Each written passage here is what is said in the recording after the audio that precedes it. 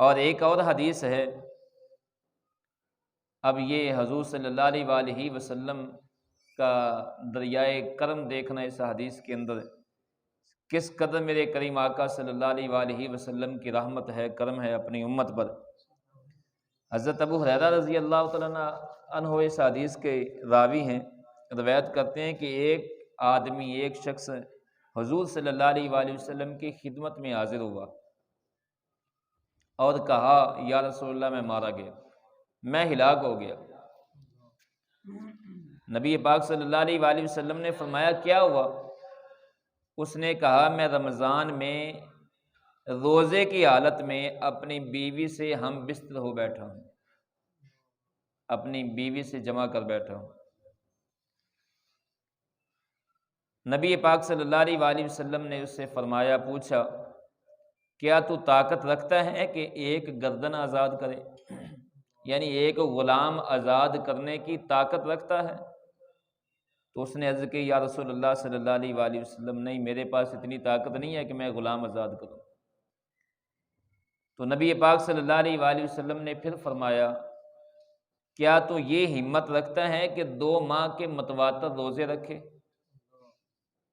تو اب اس نے عرض کیا رسول اللہ یہ بھی ہمت نہیں رکھتا، اگر دو ماہ کے رکھ سکتا ہوتا تو ایک کیوں جاتا؟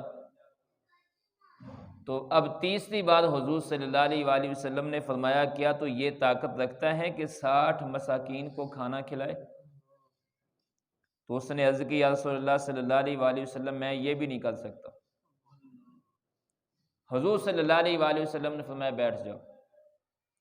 وہ بیٹھ گیا۔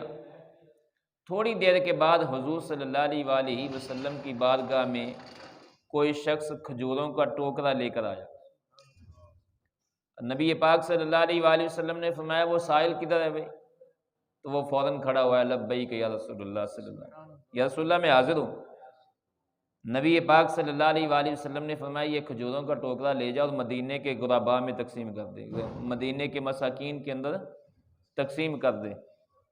اب اس نے کیا کہا؟ کہنے لگا یا رسول اللہ صلی اللہ علیہ وآلہ وسلم، دونوں پتھریلی زمینوں کے مابین، یعنی پورے مدینے کے اندر مجھ سے زیادہ مسکین کوئی نہیں ہے، سب سے زیادہ غریب میں ہی ہوں۔ اب نبی پاک صلی اللہ علیہ وآلہ وسلم مسکرائے۔ صحابہ کہتے ہیں کہ ابو ہریرہ کہتے ہیں کہ اتنے مسکرائے کہ حضور صلی اللہ علیہ وآلہ وسلم کے اگلے دانت کھل گئے، دانت دکھائی دیے صحابہ کو، اور نبی پاک صلی اللہ علیہ وآلہ وسلم نے مسکراتے ہوئے فرمایا جاؤ ٹوکرا گھر لے جاؤ، اپنے بچوں کو کھلا دو، تمہارا فدیہ ادا ہو جائے گا، تمہارا کفارہ ادا ہو جائے گا۔ لیکن یہ صرف اسی پر نظر کرم تھا، یعنی اسی کے اس صحابی کے لیے تھا، باقی کسی کے لیے نہیں ہے۔ اور پھر اس حدیث کے اندر ترتیب بھی دیکھیں، اور مفتی کے لیے یہ حدیث جو ہے یہ نمونہ ہے حضور صلی اللہ علیہ وآلہ وسلم کی، یہ حدیث مفتی کے لیے کہ نبی پاک صلی اللہ علیہ وآلہ وسلم نے سائل سے سب سے پہلے کیا پوچھا ہے کہ غلام آزاد کر سکتا ہے، اور پھر پوچھا ہے کہ 2 ماہ کے روزے رکھ سکتا ہے، پھر پوچھا ہے کہ 60 مساکین کو کھانا کھلا سکتا ہے۔ تو یعنی جو سائل آئے گا کسی مفتی کے پاس تو مفتی کو چاہیے کہ سائل کی حالت دے کر فتویٰ دے۔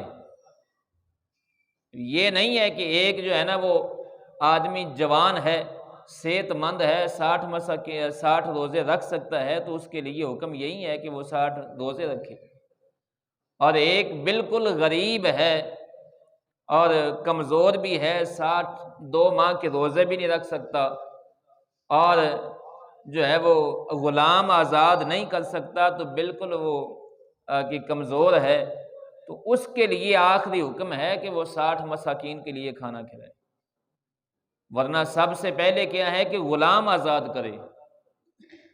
اور آج بھی یہ ہے کہ اگر کس سے یہ غلطی ہو جائے تو اس کی حالت دیکھی جائے گی کیسی ہے۔ اگر وہ مالدار ہے تو سب سے پہلا فتویٰ دیا جائے گا غلام آزاد کرے، اور اگر وہ کمزور ہے تو پھر جو ہے وہ مالی حالت کمزور ہے اور خود صحت مند ہے تو پھر دوسرا فتویٰ ہے حضور صلی اللہ علیہ وآلہ وسلم کا 2 ماہ کے روزے رکھے، اور اگر وہ 2 ماہ کے روزے نہیں رکھ سکتا، جسمانی طور پر کمزور ہے، تو پھر تیسرا فتویٰ یہ ہے کہ وہ 60 مساکین کو کھانا کھلا دے۔ اللہ رب العزت کی بارگاہ میں دعا ہے، اللہ تعالیٰ مجھے اور آپ احباب کو حضور صلی اللہ علیہ وآلہ وسلم کی سیرت مطہرہ پر عمل کرنے کی توفیق عطا فرمائے۔